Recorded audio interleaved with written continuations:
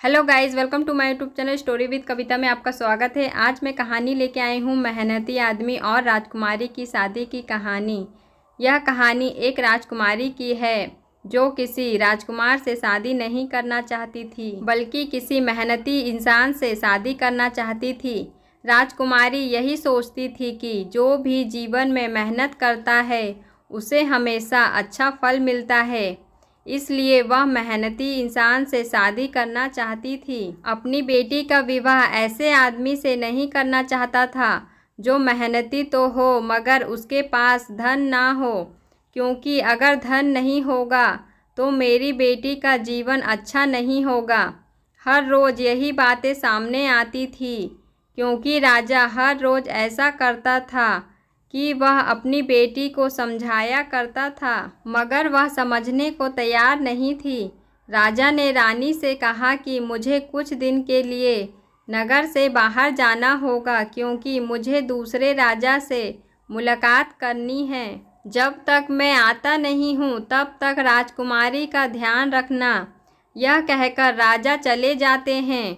चले गए हैं तो वह अपनी माता से कहती है कि मुझे कुछ दिन के लिए नगर से बाहर जाने दो, क्योंकि मैं बहुत समय से कहीं बाहर नहीं गई हूँ। मगर माता ने बहुत मना किया था, क्योंकि राजा इस बार मना कर गए थे कि राजकुमारी कहीं भी बाहर नहीं जाएगी।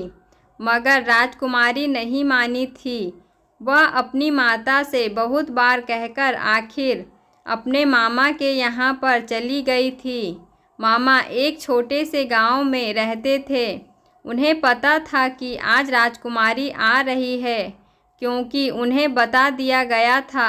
अब मामा को इस बात का ध्यान रखना था कि कोई भी उन्हें पहचान ना पाए, क्योंकि अगर कोई उन्हें पहचान गया तो सभी लोग यहीं पर हर रोज़ आ जाएंगे। कुछ देर बाद राजकुमारी आ गई थी।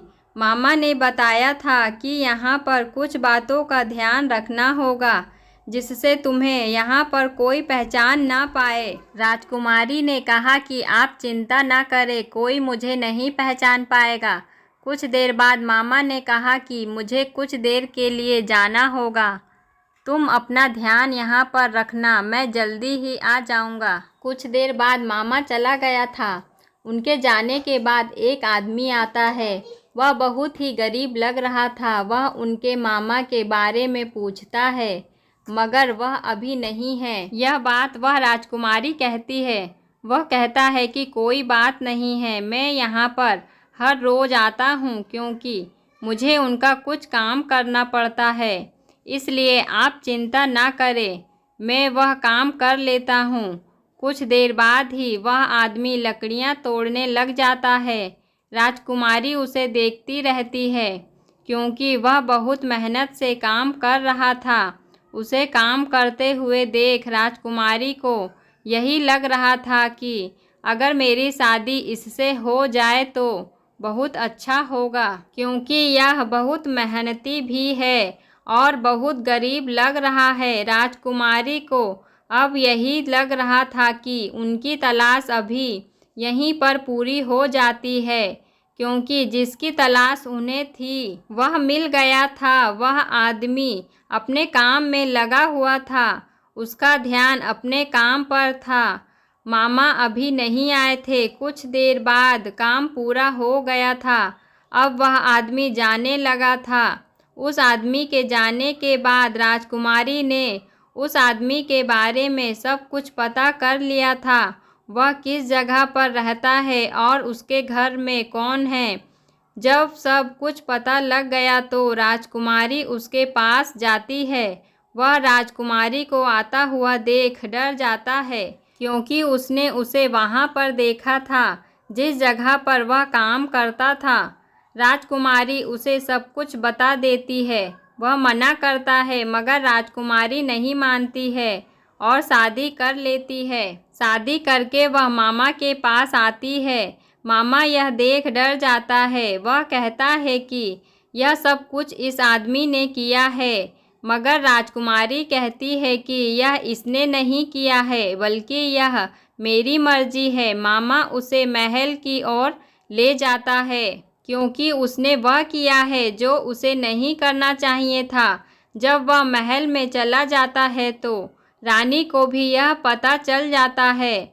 अब रानी को डर लगता है, क्योंकि राजा को जब यह पता चलेगा तो बहुत गुस्सा करेंगे।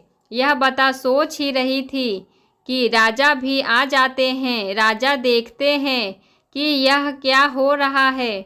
वह राजकुमारी से कहने लगते हैं कि तुमने वही किया है जो मैंने मना किया था, मगर अब क्या किया जा सकता है। जो गया था वह अब बदला नहीं जा सकता था। राजा के राज्य पर हमला हो जाता है। वह आदमी कुछ भी नहीं सोचता है और राजा की मदद करने चला जाता है।